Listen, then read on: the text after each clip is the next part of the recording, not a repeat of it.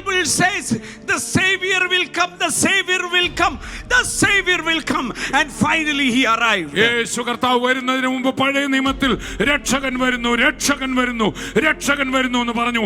ഒടുവിൽ രക്ഷകൻ എത്തി. And then when he came, he started saying, I will die and raise up from the dead.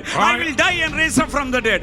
I will die. He saw it before it began. യേശു കർത്താവ് ഈ ഭൂമിയിൽ വന്നപ്പോഴോ തന്റെ ശുശ്രൂഷ കാലഘട്ടത്തിൽ പലതവണ പറഞ്ഞു, ഞാൻ മരിക്കും, എന്നാൽ മരണം എന്നെ പിടിച്ചു വെക്കില്ല, ഞാൻ ഉയർത്തെഴുന്നേൽക്കും. He said it before it began. തന്റെ മരണത്തിന് മുമ്പേ അത് പറഞ്ഞു. That is why when the disciples ran to the tomb, the angel said, as he said, it has happened. അതുകൊണ്ടാണ് കല്ലറയ്ക്കൽ ദൂതന്മാരിയ്ക്കുമ്പോൾ കല്ലുരുട്ടി മാറ്റിയ സ്ഥലത്ത് ശിഷ്യന്മാർ ചെന്നപ്പോൾ അവൻ നിങ്ങളോട് മുമ്പ് പറഞ്ഞതുപോലെ തന്നെ അവൻ ഉയർത്തെഴുന്നേറ്റു. യേശു പറഞ്ഞതുപോലെ തന്നെ ഉയർത്തെഴുന്നേറ്റു.